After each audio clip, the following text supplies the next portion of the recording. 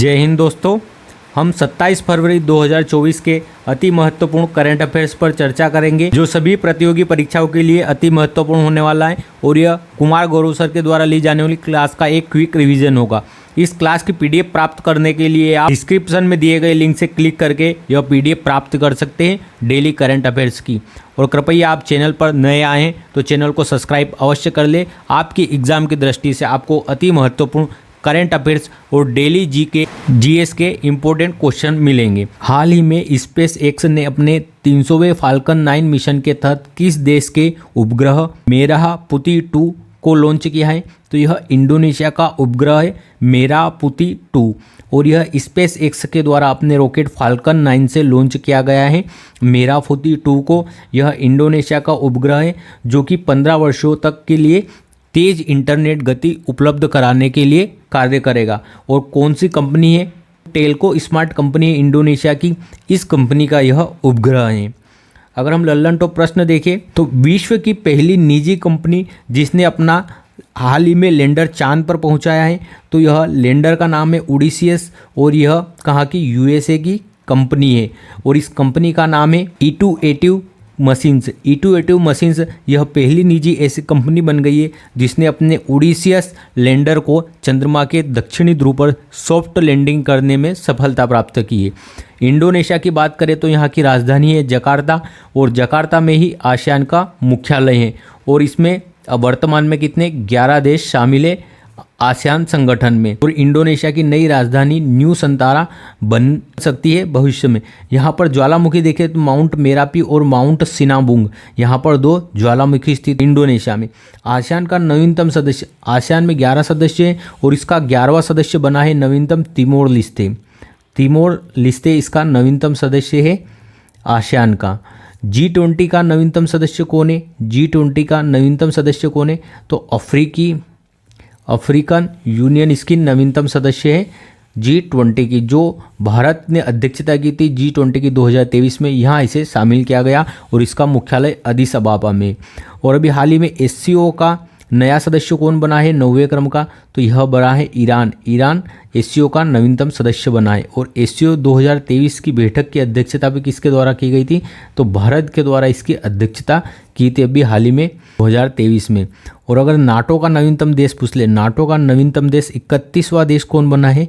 तो फिनलैंड, जिसे झीलों का देश भी कहा जाता है, फिनलैंड नाटो का नवीनतम सदस्य बना है। अगला है 2024 में यूनेस्को के 46वें सत्र की अध्यक्षता कौन करेगा? तो 46वें क्रम के यूनेस्को के सत्र की अध्यक्षता भारत करने वाला है। कौन करेगा? भारत करेगा 2024 में इसकी अध्यक्षता। 27वें राष्ट्रीय युवा महोत्सव का आयोजन कहाँ पर हुआ है?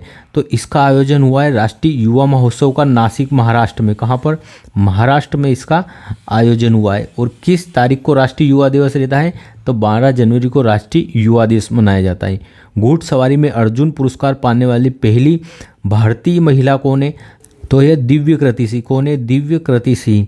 यह प्रथम ऐसी महिला है जिन्होंने घुड़सवारी में अर्जुन पुरस्कार प्राप्त किया है। अर्जुन पुरस्कार की राशि कितनी है? तो 15 लाख रुपए अर्जुन पुरस्कार की राशि है। और ये कब से प्रदान किए जा रहे हैं? तो 1961 से प्रदान किए जाते हैं खेलों के क्षेत्र में अर्जुन पुरस्कार। भूटान के नए प्रधानमंत्री कौन बने? यहाँ के नए प्रधानमंत्री बने शेरिंग टोब्को, यहाँ के नए प्रधानमंत्री बने कहाँ के? भूटान के। और हमने अभी हाल ही में जो बजट आया था उसमें सबसे ज़्यादा अनुदान का प्रावधान भी किस देश के लिए है? तो भूटान के लिए ही सबसे ज़्यादा अनुदान देने का प्रावधान है हमारे बजट में। भारतीय नौसेना का बहुराष्ट्रीय अभ्यास मिलन 24 का आयोजन कहाँ पर हुआ? कहाँ पर आयोजित हुआ है? तो यह विशाखापट्टनम में आयोजित हुआ है। कहाँ पर? विशाखापट्टनम में आयोजित हुआ है यह आंध्र प्रदेश में। अंतर्राष्ट्रीय पतंग महोत्सव का आयोजन कहाँ पर हुआ है? तो इस बार इसका आयोजन हुआ है गुजरात में। कहाँ पर? गुजरात में इसका आयोजन हुआ है अंतर्राष्ट्रीय पतंग महोत्सव का। भारत और जापान के तट रक्षकों ने संयुक्त अभ्यास काइजिन सहयोग किसके मध्य हुआ है? भारत और जापान के मध्य सहयोग काइजिन का आयोजन कहाँ पर हुआ है? तो इस बार इसका आयोजन हुआ है चेन्नई में। कहाँ पर? चेन्नई में इसका आयोजन हुआ है।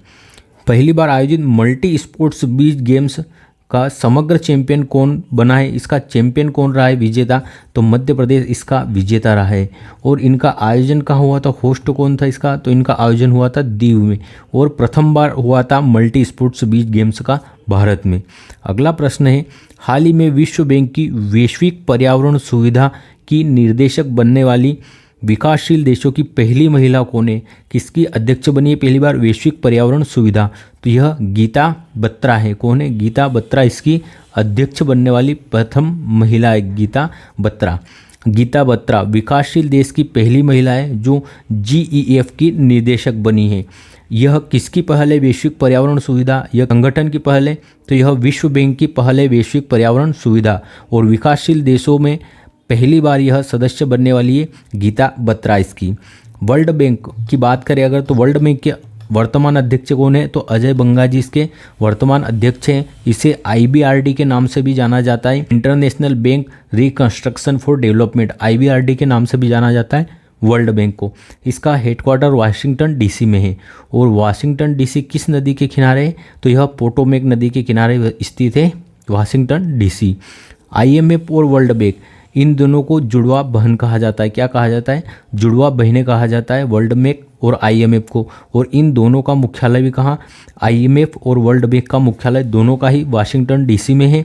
और इनकी स्थापना ब्रिटेन वुड्स सम्मेलन में हुई थी 1944 में।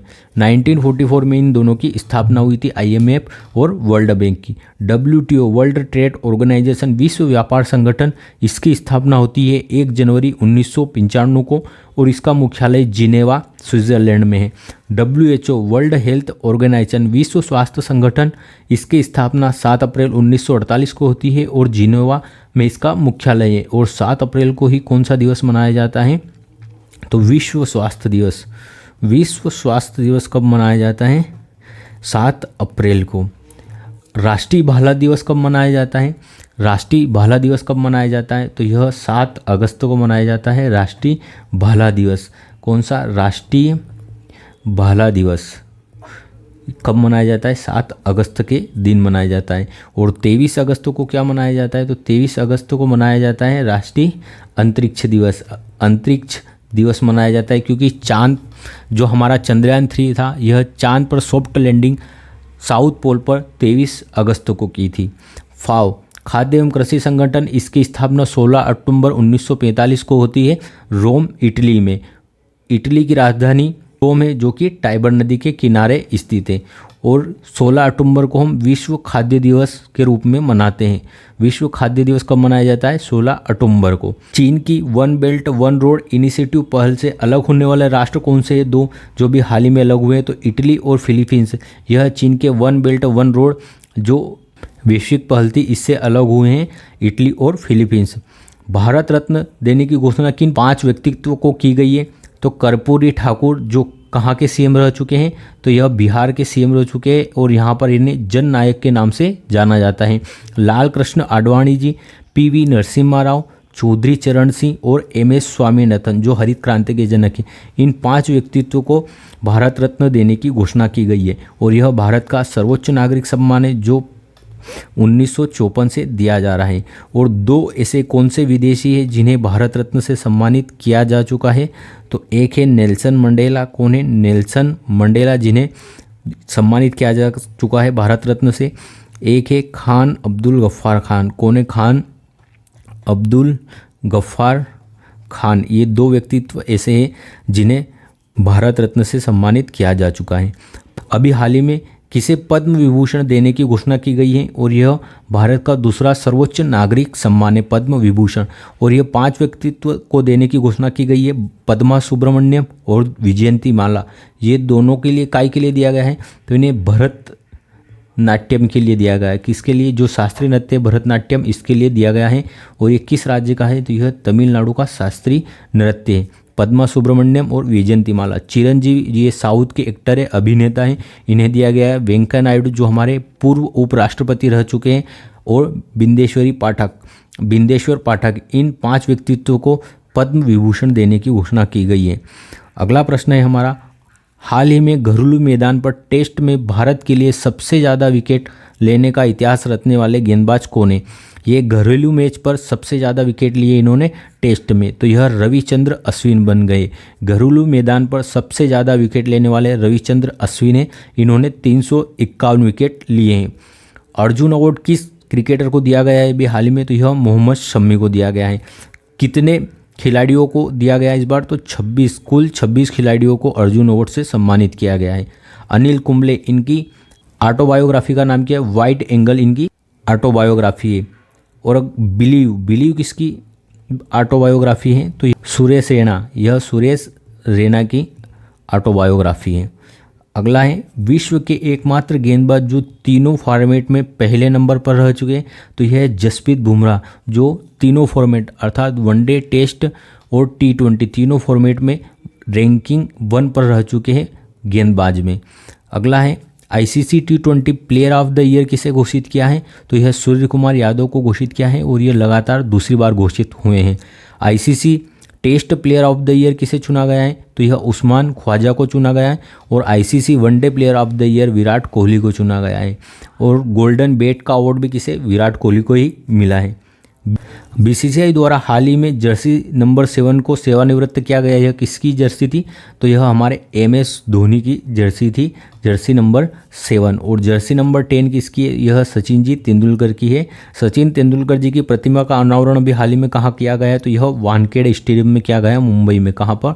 वानखेड़े स्टेडियम में सचिन तेंदुलकर जी प्रतिमा का। इन्हें मास्टर ब्लास्टर भी कहा जाता है। और प्लेइंग इट माई वे इनकी ऑटोबायोग्राफी है। अगला प्रश्न है देश का पहला वर्चुअल ATM कौन लॉन्च करेगा? तो यह पे मार्ट लॉन्च करने वाला है वर्चुअल ATM, अर्थात बिना कार्ड के आप पैसे निकाल सकते हैं। वर्चुअल ATM यह देश का प्रथम होगा जो पे मार्ट चालू करेगा।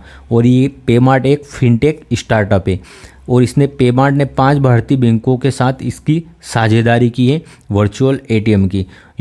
यह कार्डलेस नगद निकासी का एक शुभारंभ है।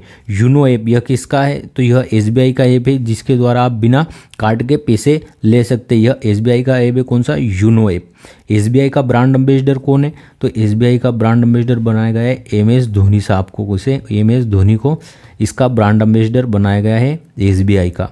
नाबार्ड, इसकी स्थापना 12 जुलाई 1982 को होती है। 12 जुलाई 1982 को नाबार्ड की स्थापना होती है। यह ग्रामीण क्षेत्रों में कृषि के लिए लोन देने के लिए या कृषि के लिए फंड देने के लिए मदद करता है। किस समिति की सिफारिश पर? तो शिवरमन समिति की सिफारिश पर इसकी स्थापना की गई थी। सिडबीज, स्मॉल इंडस्ट्रियल डेवलपमेंट बैंक, इसकी स्थापना कब होती है? 1990 में इसकी स्थापना होती है। और इसका मुख्यालय कहाँ पर है? लखनऊ में इसका मुख्यालय हेडक्वार्टर है। 16वें वित्त आयोग के अध्यक्ष किसे नियुक्त किया गया है हाल ही में? तो अरविंद पनगड़िया जी को नियुक्त किया गया है अभी हाल ही में 16वें वित्त आयोग का अध्यक्ष। और जो हमारा 15वां वित्त आयोग था इसके अध्यक्ष कौन है? तो NK सिंह जी इसके अध्यक्ष है हमारे 15वें वित्त आयोग के। किस अनुच्छेद के तहत वित्त आयोग का गठन होता है? अनुच्छेद 280 के तहत वित्त आयोग का गठन होता है और राष्ट्रपति इसका गठन करता है 5 वर्ष के लिए। अनुच्छेद 112 इसमें किसका वर्णन है? तो इसमें वर्णन है वार्षिक वित्तीय विवरण। इसमें वर्णन है वार्षिक वित्तीय विवरण का, अर्थात जिसे हम बजट कहते हैं। तो वार्षिक वित्तीय विवरण कहाँ पर उल्लेख है? तो अनुच्छेद 112 के अंतर्गत उल्लेख है। और अनुच्छेद 110 में किसका उल्लेख है? अनुच्छेद 110 में क्या उल्लेख है? तो यह धन विधेयक से संबंधित है। किससे? धन विधेयक से संबंधित है। और धन विधेयक होगा या नहीं इसे कौन प्रमाणित करेगा? तो जो लोकसभा का अध्यक्ष है वह प्रमाणित करेगा कि यह धन विधेयक है या नहीं। अब हम इतिहास से जुड़े संबंधित कुछ महत्वपूर्ण प्रश्न, बार बार प्रश्न बनते हैं, उन्हें एक बार रिवाइज कर लेते हैं। 28 दिसंबर 1885 को किसकी स्थापना होती है? कांग्रेस की स्थापना होती है 28 दिसंबर 1885 को। इस समय भारत का वायसराय कौन था? तो लॉर्ड डफरिन इस समय भारत के वायसराय थे। कौन थे? लॉर्ड डफरिन भारत के इस समय पर वायसराय थे हमारे। किसने स्थापना की थी इसकी? तो जो एलन ओक्ट्यूम एक अंग्रेज अधिकारी थे रिटायर्ड, इनके द्वारा इसकी स्थापना की गई थी कांग्रेस की। इसके प्रथम अध्यक्ष कौन रहे थे? तो इसके प्रथम अध्यक्ष थे व्योमेश चंद्र बनर्जी। व्योमेश चंद्र बनर्जी इसके प्रथम अध्यक्ष थे कांग्रेस के अधिवेशन के।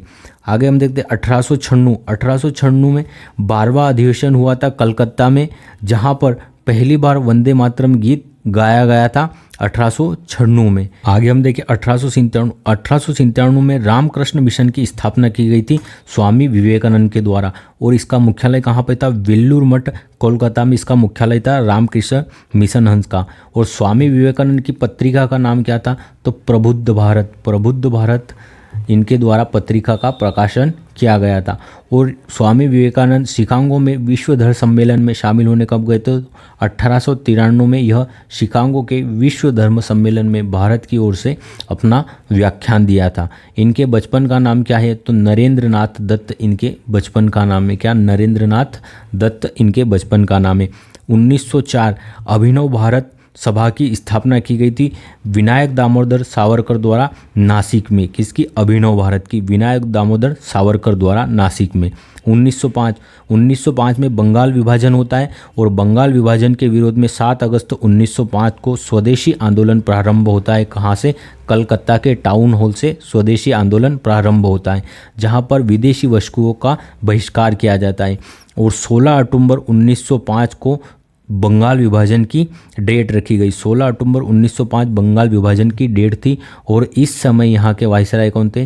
तो लॉर्ड कैनिंग यहाँ के वायसराय थे भारत के उस समय 1905 में।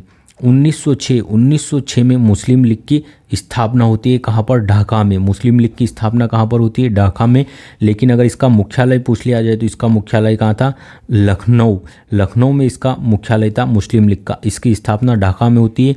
आगा खां और सलीमुल्लाह खां के द्वारा मुस्लिम लीग की स्थापना 1906 में होती है।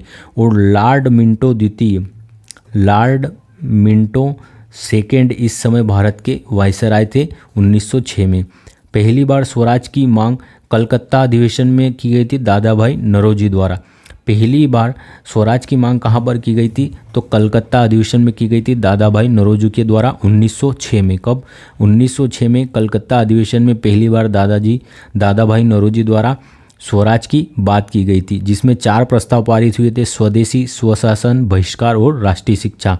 और इसी मांग पर क्या कार्य किया, इसको लेकर गरम दल और नरम दल के मध्य विवाद हुआ था। कांग्रेस के नरम दल और गरम दल में 1907 में, जिसका अधिवेशन सूरत में हुआ था, जहां पर कांग्रेस का विभाजन हो गया था गरम दल और नरम दल में। और इसकी अध्यक्षता की थी रास बिहारी बोस ने। इसकी अध्यक्षता रास बिहारी बोस के द्वारा की गई थी 1907 में सूरत अधिवेशन की। 1908 में मुजफ्फर बम कांड हुआ था, जिसमें किंग्स फोर्ट की हत्या कर दी थी, जिसमें खुदीराम बोस और प्रफुल्ल चाकी ने बम फेंका था केनेडी की बग्गी पर, लेकिन किंग्स फोर्ट पर जाकर बम गिरा और किंग्स फोर्ट की मृत्यु हो गई थी, जिसके अपराध में खुदीराम बोस को फांसी दी गई और प्रफुल्ल चाकी को। 1909 में मार्ले मिंटो सुधार अधिनियम आता है, जिसके तहत पृथक निर्वाचन का अधिकार मुसलमानों को मार्ले मिंटो सुधार अधिनियम के तहत 1909 में दिया जाता है। 1911 में दिल्ली दरबार का आयोजन होता है, और इस दरबार में ब्रिटिश सम्राट जॉर्ज पंचम भारत आते हैं, और इन्होंने 2 घोषणाएं प्रमुख की थी। एक तो बंगाल विभाजन जो हुआ था 1905 में, उसे रद्द कर दिया गया। 1905 के बंगाल विभाजन को रद्द कर दिया गया 1911 में, और घोषणा की गई कि भारत की राजधानी को कलकत्ता से दिल्ली स्थानांतरित किया जाएगा। यह 2 घोषणाएं की गई। कलकत्ता अधिवेशन में पहली बार जन मन गण गाया गया था। कलकत्ता अधिवेशन जब 1911 में हुआ था, तब पहली बार यहाँ पर जन गण मन गाया गया था।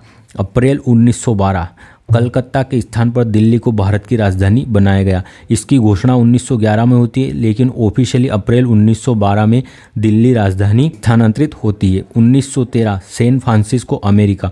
1913 सैन फ्रांसिस्को अमेरिका में लाला हरदयाल और सोहन सिंह भाभना के द्वारा गदर पार्टी की स्थापना की गई थी। गदर पार्टी की स्थापना लाला हरदयाल और सोहन सिंह भाभना द्वारा 1913 में सैन फ्रांसिस्को में की गई थी। 1914 का एक प्रकरण है कामागाटामारू प्रकरण। कामागाटामारू प्रकरण यह है कि भारत से एक जहाज़ निकला था गुरुदत्त सिंह के नेतृत्व में, जो कनाडा जाना था, लेकिन वहाँ पे कनाडा में एंट्री नहीं मिलने पर पुनः जहाज़ को भारत लौटा दिया गया, जो बजबज बंदरगाह पर उतरा पश्चिम बंगाल में, और यहाँ पर भारतीयों द्वारा अंग्रेजों को मारा गया, जिसके विरोध में अंग्रेजों द्वारा गोलीबारी में कई भारतीयों की मृत्यु हो गई। इसलिए यह प्रकरण प्रसिद्ध है कामागाटारू प्रकरण। यह एक जांच का नाम था। 9 जनवरी 1915 इस दिन महात्मा गांधी दक्षिण अफ्रीका से भारत आए थे और इसी दिन हम कौन सा दिवस मनाते, प्रवासी भारतीय दिवस मनाते हैं 9 जनवरी को। मई 1915 यहाँ इस समय गांधी जी ने साबरमती आश्रम की स्थापना की थी। कहाँ पे, अहमदाबाद में साबरमती आश्रम की स्थापना की गई 1915 में गांधी जी द्वारा। 1916 में होम रूलिंग आंदोलन चलाया जाता है या होम रूलिंग की स्थापना की जाती है तिलक और एनी बेसेंट के द्वारा। जो तिलक थे, बाल गंगाधर तिलक और एनी बेसेंट के द्वारा होम रूलिंग की स्थापना की जाती है। लखनऊ अधिवेशन 1916 में ही लखनऊ अधिवेशन होता है कांग्रेस की, जिसकी अध्यक्षता अंबिका चरण मजूमदार के द्वारा की गई थी। किसके, अंबिका चरण मजूमदार के द्वारा की गई थी। और जो सूरत अधिवेशन में विभाजन हुआ था गरम दल और नरम दल में कांग्रेस में, उसमें वापिस समझौता हुआ गया गरम दल और नरम दल में। कौन से अधिवेशन में, लखनऊ अधिवेशन में 1916 में। 1917 में गांधी जी द्वारा सत्याग्रह किया जाता है चंपारण सत्याग्रह, और यह 3 कट्या पद्धति अर्थात नील की खेती के विरोध में था। और ये कहाँ पर किया गया था, तो यह बिहार में किया गया था, बिहार के चंपारण में। और किसके बुलाने पर महात्मा गांधी यहाँ पर गए थे, तो यहाँ के एक किसान थे राजकुमार शुक्ल। राजकुमार शुक्ल के बुलाने पर गांधी जी चंपारण गए थे। और 3 कट्या पद्धति जो नील की खेती के विरोध में सत्याग्रह का आयोजन हुआ था। 1918 में खेड़ा आंदोलन होता है गुजरात में। इस सत्याग्रह को हार्डीमन ने भारत का पहला वास्तविक किसान सत्याग्रह कहा है। यहाँ पर अकाल होने के बाद भी किसानों से अंग्रेज सरकार बड़ी मात्रा में कर वसूली कर रही थी, इसके विरोध में इसका सत्याग्रह हुआ था खेड़ा में। 1918 यह अहमदाबाद मिल आंदोलन था जो प्लेग के बोनस में था, अर्थात जब प्लेग फैला था तो सरकार के द्वारा बोनस दिया जा रहा था और प्लेग समाप्त होने के बाद बोनस सरकार देना बंद कर दिया था, इसलिए यह अहमदाबाद मिल आंदोलन हुआ था प्लेग बोनस के विरोध में। 1919 में रोलेक्ट एक्ट आता है और किसकी अध्यक्षता में आया था, बना था यह तो सिडनी रोलेक्ट की अध्यक्षता में बनाया गया था, इसलिए इसे रोलेक्ट एक्ट कहा जाता है। इसे बिना वकील, बिना अपील, बिना दलील का कानून भी कहा जाता है, इसे काला कानून भी कहा गया। और 1919 में ही खिलाफत आंदोलन भी प्रारंभ होता है। इस 1919 के अधिनियम को मॉन्टेस्क्यू चेम्सफोर्ड सुधार भी कहा जाता है या मॉन्टेस्क्यू चेम्सफोर्ड अधिनियम के नाम से भी जाना जाता है। 13 अप्रैल 1919 को जलियांवाला बाग हत्याकांड होता है पंजाब के अमृतसर में। 13 अप्रैल 1919 जहाँ पर जनरल डायर के आदेश पर गोलीबारी हुई, जहाँ पर बहुत बड़ी संख्या में लोग मारे गए जलियांवाला बाग हत्याकांड में। 1 अगस्त 1920 असहयोग आंदोलन की शुरुआत होती है 1 अगस्त 1920 को, और इसी दिन बाल गंगाधर तिलक का देहांत हो गया था। असहयोग आंदोलन प्रारंभ हुआ था उसी दिन। और असहयोग आंदोलन प्रारंभ करने के पूर्व ही महात्मा गांधी ने केसर-ए-हिंद की उपाधि त्यागी थी। किसी केसर-ए-हिंद की उपाधि का त्याग किया था महात्मा गांधी के द्वारा।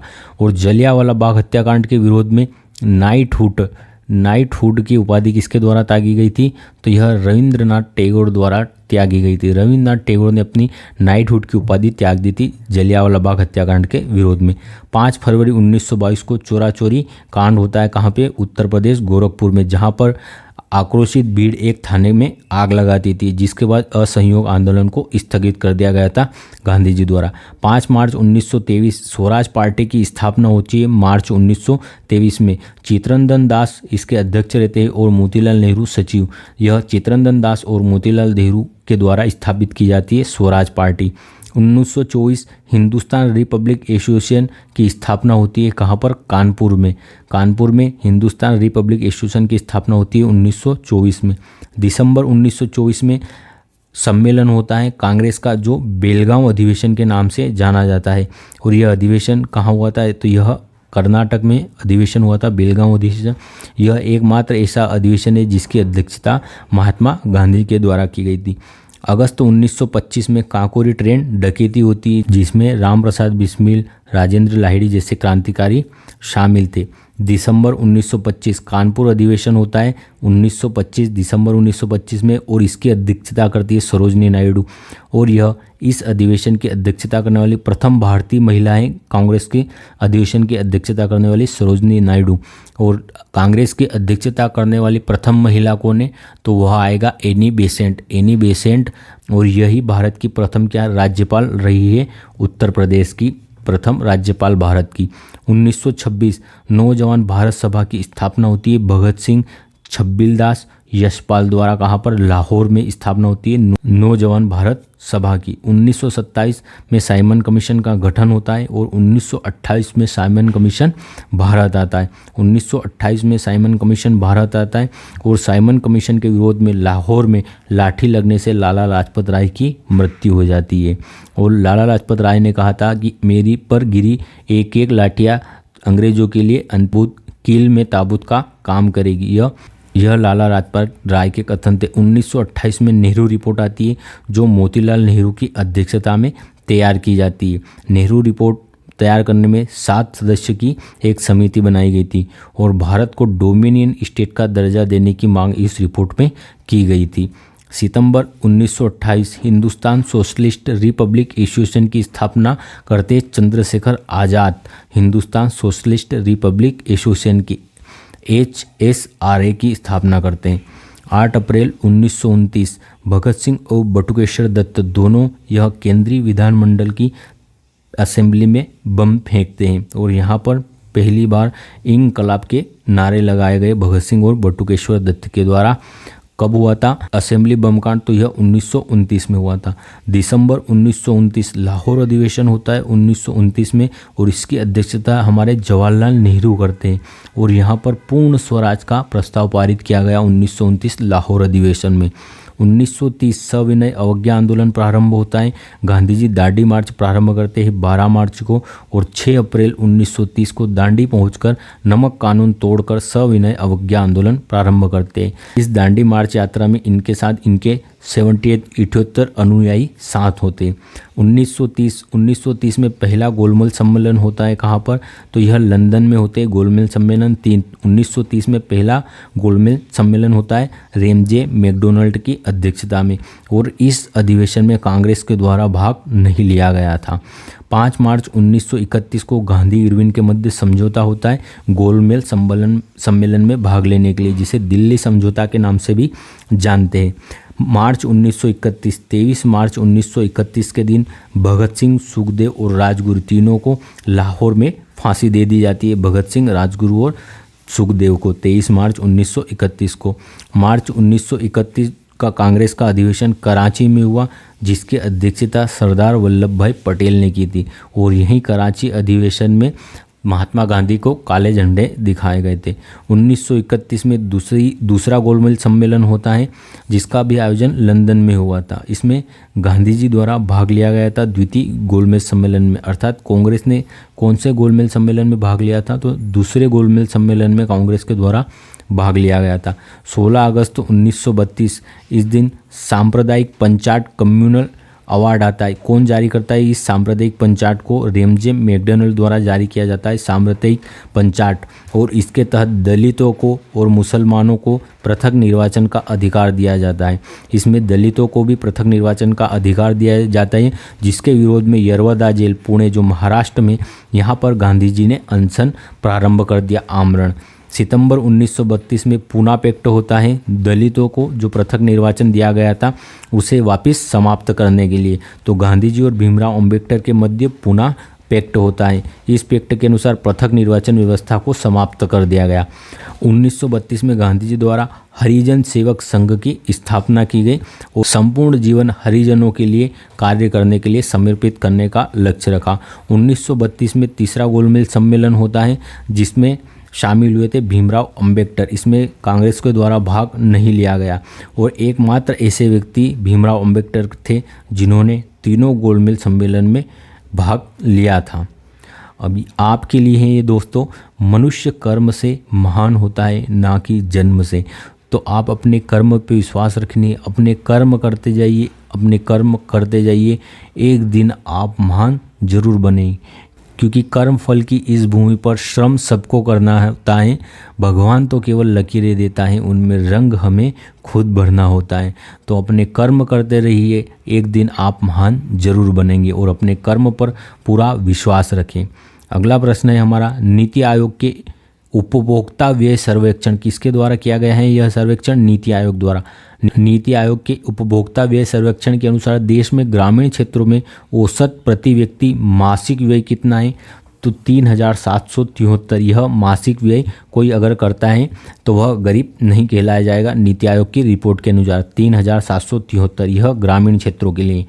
उपभोक्ता व्यय सर्वेक्षण यह नीति आयोग ने जारी किया है। प्रति व्यक्ति मासिक व्यय ग्रामीण क्षेत्र में 3,773 प्रति माह और शहरी क्षेत्रों में 6,459 रुपये प्रति माह कोई खर्च करता है तो वह गरीब नहीं कहलाएगा। और इस रिपोर्ट के अनुसार कहा गया है कि देश में वर्तमान में 5% से भी कम गरीबी है।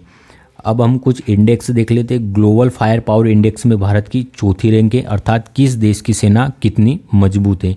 वैश्विक पर्यावरण प्रदर्शन सूचकांक में भारत का स्थान 7वां है और पहले 3 स्थानों पर कोई भी देश नहीं है।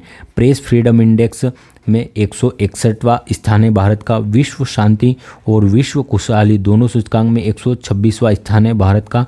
ग्लोबल जेंडर गैप इंडेक्स में भारत का 127वां स्थान है। भुखमरी सूचकांक में भारत का 111वां स्थान है। हंगर इंडेक्स में। ग्लोबल इनोवेशन इंडेक्स में भारत का 40वां स्थान है। अब कुछ ऑपरेशन देख लेते। ऑपरेशन कावेरी, यह ऑपरेशन कावेरी चलाया गया था सूडान से भारतीयों को लाने के लिए। ऑपरेशन दोस्त अभी हाल ही में तुर्की और सीरिया, कहाँ पे? तुर्की और सीरिया में जो भूकंप आया था उसमें राहत कार्य के लिए चलाया गया था। ऑपरेशन पोलो, यह हैदराबाद को भारत में शामिल करने के लिए चलाया गया था ऑपरेशन पोलो। ऑपरेशन गंगा, यह अफगानिस्तान से भारतीयों को लाने के लिए चलाया गया था ऑपरेशन गंगा। और ऑपरेशन सर्वशक्ति अभी हाल ही में यह भारतीय सेना द्वारा चलाया गया है, जो आतंकियों का सफाया करने के लिए जम्मू कश्मीर से आतंकियों का सफाया करने के लिए अभी हाल में भारतीय सेना द्वारा सर्वशक्ति अभियान या ऑपरेशन चलाया गया था। हाल ही में पीएम नरेंद्र मोदी ने दुनिया की सबसे बड़ी अनाज भंडारण योजना के लिए कितना बजट का आवंटन किया है? तो अभी हाल ही में 1.25 लाख करोड़ रुपए का आवंटन किया है अनाज भंडारण योजना के लिए। दुनिया की सबसे बड़ी अनाज भंडारण योजना भारत में पीएम मोदी द्वारा भारत मंडपम नई दिल्ली से इसका प्रारंभ किया है। और यह किस कार्यक्रम के तहत लॉन्च की गई है? तो यह सहकार से समृद्धि, इस कार्यक्रम के तहत दुनिया की सबसे बड़ी अनाज भंडारण की योजना लागू की गई है। इस योजना में 700 लाख मीट्रिक टन भंडारण किया जा सकता है अनाज को अगले 5 वर्षों के लिए। कितना? 700 लाख मीट्रिक टन अनाज को भंडारित किया जा सकता है 5 वर्षों के लिए। और इसके लिए आवंटन की गई है राशि 1.25 लाख करोड़ रुपए की राशि आवंटित की गई है। फिर हम लल्लन टॉप देखते हैं। फीफा वर्ल्ड कप में क्वालिफाई के लिए भारत में कहाँ पर मैच हुआ? फीफा वर्ल्ड कप के लिए भारत का क्वालिफाई मैच कहाँ पर हुआ था? तो यह हैदराबाद में होता है और यह पहली बार हुआ था भारत में क्वालिफाई मैच फीफा का। और किस टीम के साथ हुआ था? तो कतर के साथ हुआ था भारत का क्वालिफाई मैच यह हैदराबाद में। विश्व कॉफ़ी सम्मेलन का आयोजन कहाँ पर हुआ है? तो इसका आयोजन हुआ इस बार कर्नाटक में। कहाँ पे? कर्नाटक में विश्व कॉफ़ी सम्मेलन का आयोजन हुआ है। सीआरपीएफ की प्रथम महिला प्रमुख कौन बनी है? सीआरपीएफ की तो नीना सिंह। कौन? नीना सिंह सीआरपीएफ की प्रथम महिला प्रमुख बनी है। ध्यानचंद खेल रत्न अवार्ड 2023 किन 2 व्यक्तित्व दिया गया? तो सात्विक साईराज और चिराग शेट्टी की जोड़ी को दिया गया है मेजर ध्यानचंद अवार्ड। और ये किस खेल से संबंधित है? तो यह बैडमिंटन खेल से संबंधित है। इसकी राशि कितनी है? तो 25 लाख रुपए इसकी राशि है ध्यानचंद अवार्ड में, ध्यानचंद खेल रत्न अवार्ड की। और 1991-92 से ये खेल रत्न दिए जा रहे हैं। अर्जुन अवार्ड कितनी व्यक्तित्व को दिया गया है? तो 26 व्यक्तित्व को दिया गया है इस वर्ष। और इसकी राशि कितनी है? 15 लाख रुपए इसकी राशि है। और यह 1961 से प्रदान किया जा रहा है अर्जुन अवार्ड। और अर्जुन अवार्ड घुड़सवारी में प्राप्त करने वाली दिव्य कृति सी प्रथम महिला है। मोहम्मद शमी को दिया गया है। और जो शीतल देवी है, जो जम्मू कश्मीर की पैरा तीरंदाजे, उन्हें भी अर्जुन अवार्ड से सम्मानित किया गया है। अगला प्रश्न है हमारा, हाल ही में भारतीय स्क्वैश खिलाड़ी अभय सिंह ने good fellow classic PSA challenger tour कहाँ पर जीता है? तो कनाडा में यह खिताब जीता है। Good fellow classic PSA challenger tour ये टोरंटो में आयोजित हुआ था, टोरंटो कनाडा में। और इसके विजेता हैं अभय सिंह और इन्होंने स्क्वैश में गोल्ड मेडल जीता है। यहाँ पर कनाडा की राजधानी की बात करें तो ओटावा इसकी राजधानी है। कनाडा के मॉन्ट्रियल शहर में ही 16 सितंबर 1987 को मॉन्ट्रियल प्रोटोकॉल होता है जो ओजोन परत के संरक्षण से संबंधित है और 16 सितंबर को ओजोन संरक्षण दिवस मनाया जाता है। ओजोन संरक्षण दिवस 16 सितंबर को मनाते हैं और डोप्सन मापने की इकाई है ओजोन की परत को। ओजोन की सांद्रता मापने की इकाई डोप्सन है। फेदोमीटर यह गहराई मापने के लिए काम आता है। अल्टीमीटर यह ऊंचाई मापता है और लेक्टोमीटर से दूध की शुद्धता मापी जाती है लेक्टोमीटर के द्वारा। आगे देखिए अलास्का पॉक्स। अभी हाल ही में देखा था अलास्का पॉक्स, ये क्या है तो ये एक विषाणु है, वायरस है अलास्का पॉक्स। यह यूएसए के अलास्का प्रांत में देखा गया तभी हाल ही में। विश्व का सबसे बड़ा सांप कहाँ देखा गया तो यह अमेज़न के वर्षावनों में देखा गया है अभी विश्व का सबसे बड़ा सांप। और ये इसकी लंबाई कितनी थी 26 फीट लंबा सांप था यह जो देखा गया अमेज़न वर्षावन में। हाल ही में भारत का पहला सेप्टिक टैंक सफाई रोबोट होमोसेप एटम किसने विकसित किया है तो यह आईआईटी मद्रास द्वारा विकसित किया गया है। सेप्टिक टैंक सफाई के लिए रोबोट होमोसेप एटम। होमोसेप एटम यह भारत का प्रथम सेप्टिक टैंक सफाई रोबोट है। आईआईटी मद्रास द्वारा इसे लॉन्च किया गया है और यह मेन होल की सफाई हाथ से न करने के उद्देश्य से, अर्थात हाथ से कोई किसी को मेला साफ न करना पड़े, इसके उद्देश्य से इसका आविष्कार या इसका निर्माण किया गया है। आईआईटी मद्रास अपना पहला ऑफशोर कैंपस कहाँ पर खोल रही है भारत से बाहर तो यह तंजानिया में खोल रही है। कहाँ पे? तंजानिया में जंजीबार द्वीप पर खोल रही है यह अपना पहला ऑफशोर केंद्र। और प्रीति अगलायन इसकी प्रथम प्रमुख होगी यहाँ की। अमृत प्रौद्योगिकी यह भी आईआईटी मद्रास के द्वारा लॉन्च की गई है जिसमें आर्सेनिक, पानी से आर्सेनिक को पृथक करने की विधि अर्थात जल को शुद्ध करने के लिए। भारत जीपीटी का निर्माण कौन कर रहे हैं? भारत जीपीटी का निर्माण कर रहे हैं आईआईटी बॉम्बे और रिलायंस, यह दोनों मिलकर भारत जीपीटी का निर्माण करेंगे। अंतर्राष्ट्रीय आर्द्रभूमि कन्वेंशन का आयोजन कहाँ पर हुआ इस बार तो इसका आयोजन हुआ है इंदौर में। कहाँ पर? इंदौर में हुआ है मध्य प्रदेश में अंतर्राष्ट्रीय आर्द्रभूमि कन्वेंशन का। स्वच्छता सर्वेक्षण में प्रथम स्थान पर कौन सा राज्य रहा है स्वच्छता सर्वेक्षण में राज्यों की श्रेणी में तो महाराष्ट्र पहले स्थान पर रहा है स्वच्छ राज्यों की श्रेणी में। और अगर शहर की बात करेंगे तो पहले स्थान पर 2 शहर है इंदौर और सूरत। इंदौर और गुजरात का सूरत शहर। 75वें गणतंत्र दिवस में सर्वश्रेष्ठ झांकी का पुरस्कार किसे दिया गया है? अगर राज्यों की श्रेणी में देखें सर्वश्रेष्ठ झांकी का अवार्ड तो यह उड़ीसा राज्य को दिया गया है। किसे? उड़ीसा राज्य को। और अगर मंत्रालय की श्रेणी में देखिए कि किस मंत्रालय की झांकी को सर्वश्रेष्ठ झांकी का अवार्ड दिया है तो यह संस्कृति मंत्रालय की झांकी को सर्वश्रेष्ठ अवार्ड दिया गया है। अगला प्रश्न है, हाल ही में केंद्रीय मंत्री अनुराग सिंह ठाकुर ने फिल्म प्रमाणन सुविधा कार्यालय की स्थापना कहाँ पर करने की घोषणा की है तो इसकी घोषणा की गई है चंडीगढ़ में फिल्म प्रमाणन सुविधा कार्यालय की स्थापना करने की। इसका उद्देश्य से फिल्मों को बढ़ावा देना अर्थात फिल्म निर्माताओं के समर्थन के लिए इसे लॉन्च किया है चंडीगढ़ में। फिल्म प्रमाणन सुविधा कार्यालय चंडीगढ़ में लॉन्च किया गया है श्री अनुराग ठाकुर जी द्वारा। अगर हम लल्लन टॉप में देखें नर्मदा नदी कहाँ से निकलती है तो यह मध्य प्रदेश के अमरकंटक से निकलती है। मध्य प्रदेश के अमरकंटक से निकलती है अनूपपुर जिले से। इसकी कुल लंबाई 1312 किलोमीटर है और यह किस घाटी में बहती है तो यह भ्रंश घाटी में बहने वाली नदी है। यह किस दिशा में तो यह पूर्व से पश्चिम की ओर बहती है भ्रंश घाटी में नर्मदा नदी। इसी पर धुआंधार जलप्रपात है। कौन सा? धुआंधार जलप्रपात है भेड़ाघाट। कहाँ पर? जबलपुर में धुआंधार। इसी पर ओमकारेश्वर परियोजना भी स्थित है और इसी के किनारे गुजरात में सरदार सरोवर परियोजना भी स्थित है। सरदार सरोवर बांध का निर्माण किया गया है गुजरात में। और नर्मदा के किनारे केवड़िया में ही सरदार वल्लभ भाई पटेल की स्टैच्यू ऑफ यूनिटी बनाई गई है। तो नर्मदा नदी और कौन सा शहर स्थित है तो बड़ौच, गुजरात का बड़ौच शहर नर्मदा नदी के किनारे स्थित है। नर्मदा नदी को मध्य प्रदेश की गंगा भी कहा जाता है नर्मदा को। ताप्ती नदी मध्य प्रदेश से ही निकलती है। यह कहाँ से? बैतूल से निकलती है ताप्ती नदी। और ये भी कैसी नदी है तो यह भी भ्रंश घाटी में प्रभावित होने वाली है जो पूर्व से पश्चिम की दिशा की ओर बहती है भ्रंश घाटी में। अब गुजरात में इस पर दो परियोजनाएं स्थित है, एक उकाई परियोजना और काकरापारा। ये दो परियोजना किस नदी पर है? तो ताप्ती नदी पर है गुजरात में। और ताप्ती नदी के किनारे कौन सा शहर स्थित है? तो जो सूरत है गुजरात का, यह ताप्ती नदी के किनारे स्थित है।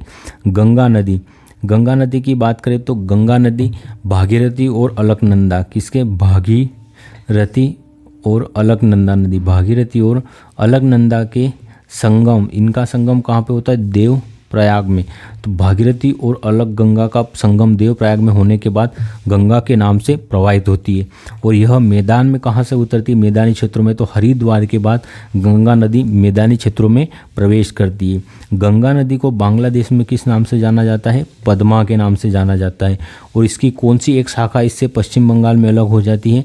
तो हुगली नदी की एक शाखा है जो इससे पश्चिम बंगाल में अलग हो जाती है। और हुगली की प्रमुख नदी, सहायक नदी कौन सी है? तो दामोदर नदी हुगली की प्रमुख सहायक नदी है, जिस पर भारत की पहली बहुउद्देशीय नदी परियोजना का निर्माण किया गया था। सिंधु नदी, यह भारत के हिमालयी नदी तंत्र के अंतर्गत आती है।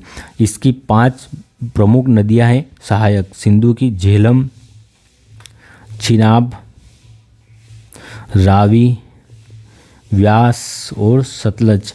ये पांच नदियाँ इसकी प्रमुख सहायक नदियाँ हैं। ये जिसमें से उत्तर की 3 नदियाँ सिंधु, झेलम और चिनाब, इन 3 नदियों के जल का उपयोग कौन करता है? पाकिस्तान करता है सिंधु जल समझौते के तहत। सिंधु, झेलम और चिनाब, रावी, व्यास और सतलज, इन 3 नदियों के जल का उपयोग कौन करता है? भारत करता है सिंधु जल समझौता। कब हुआ था ये? तो यह 1960 में होता है, वर्ल्ड बैंक, विश्व बैंक की अध्यक्षता में सिंधु नदी जल समझौता, जिसके तहत सिंधु नदी, झेलम और चिनाब, इन 3 नदी के जल का उपयोग पाकिस्तान करेगा। रावी, व्यास और सतलज, इन 3 नदियों के जल का उपयोग भारत करेगा। 1960 में वर्ल्ड बैंक की अध्यक्षता में यह समझौता होता है। और सिंधु की सबसे बड़ी सहायक नदी कौन सी है? तो चिनाब सिंधु की सबसे बड़ी सहायक नदी है। ब्रह्मपुत्र नदी यह कहाँ से निकलती है? तो चेमा यांगडुंग ग्लेशियर से निकलती है तिब्बत में इसे किस नाम से जाना जाता है? तो सांगपो के नाम से जाना जाता है। और जब ये हिमाचल प्रदेश में प्रवेश करती है यांगयाब दर्रे से, तब इसे हिमाचल प्रदेश में दिहांग के नाम से जाना जाता है। किस नाम से जाना जाता है? इसे दिहांग के नाम से जाना जाता है। और जब यह असम में प्रवेश करती है तो असम में इसे ब्रह्मपुत्र नाम से जाना जाता है। और यहाँ पर इसे माजुली द्वीप का एक निर्माण करती है, जो विश्व का सबसे बड़ा एक नदी द्वीप है, माजुली नदी द्वीप। और बांग्लादेश में इसे किस नाम से? जमुना के नाम से जाना जाता है। किस नाम से जाना जाता है? जमुना के नाम से ब्रह्मपुत्र नदी को। अगला प्रश्न है, हाल ही में प्रारंभिक स्तन कैंसर का पता लगाने के लिए सवेरा कार्यक्रम किसने लॉन्च किया है? तो ये हरियाणा सरकार द्वारा लॉन्च किया गया है सवेरा कार्यक्रम, इस महिलाओं में स्तन कैंसर का प्रारंभिक स्तर पर ही पता लगाने के लिए। सवेरा कार्यक्रम हरियाणा सरकार द्वारा, यहाँ के सीएम मनोहर लाल खट्टर, महिलाओं में प्रारंभिक स्तन कैंसर का सही समय पर पता लगाने के लिए। कुछ प्राकृतिक अम्ल की बात करें, चींटी के डंक और बिच्छू के डंक में कौन सा होता है? तो फार्मिक अम्ल होता है। कौन सा होता है? फार्मिक अम्ल होता है। सिरके में कौन सा होता है? एसिटिक अम्ल होता है। एसिटिक अम्ल होता है सिरके में। दही में कौन सा? लैक्टिक अम्ल होता है।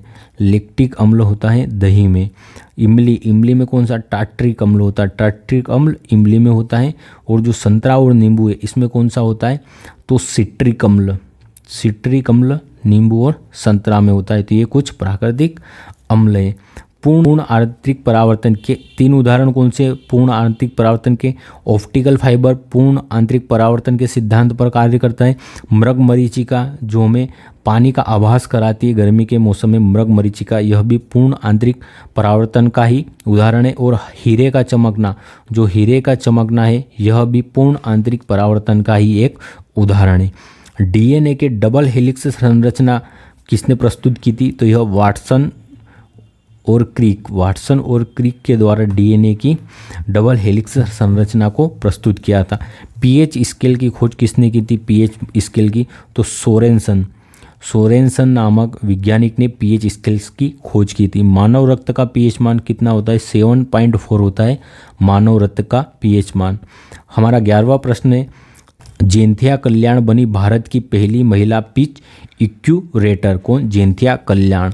प्रिय साथियों, अगर आपको कंटेंट अच्छा लगा है और वीडियो अच्छा लगा है तो कृपया चैनल को सब्सक्राइब अवश्य करें। और हम अब कल के प्रश्नों का रिवीजन कर लेते हैं। हाल ही में अंतर्राष्ट्रीय श्रम संगठन के कार्यस्थल पर हिंसा और उत्पीड़न कन्वेंशन का अनुमोदन करने वाला पहला एशियाई देश कौन सा बना है? फिलीपींस।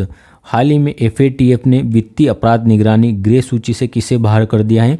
तो इन सभी 3 देशों को बाहर कर दिया है ग्रे सूची से।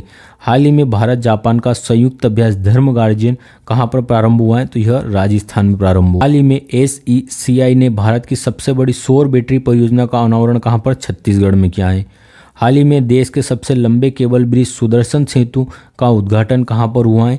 तो गुजरात में इसका उद्घाटन हुआ है सुदर्शन सेतु का, और यह सबसे लंबा केबल ब्रिज है। भारत की पहली गतिशक्ति अनुसंधान पीठ कहाँ पर स्थापित की गई है? IIM शिलोंग में। मोबाइल वर्ल्ड कांग्रेस 2024 का आयोजन स्पेन में हुआ है। हाल ही में अट्टुकल पोंगल पर्व कहाँ पर आयोजित होता है? तो यह केरल में आयोजित होता है अट्टुकल पोंगल। भारत में सबसे बड़ी रक्षा उपकरण प्रदर्शनी कहाँ पर प्रारंभ हुई है? महाराष्ट्र में हुई है। हाल ही में PM मोदी ने 2 हाइब्रिड इलेक्ट्रिक केटामरन जहाज MV घू और MV निषाद राज कहाँ पर लॉन्च किए हैं? तो यह उत्तर प्रदेश में लॉन्च किए हैं। धन्यवाद। जय हिंद। मिलते हैं जल्दी अगले वीडियो में।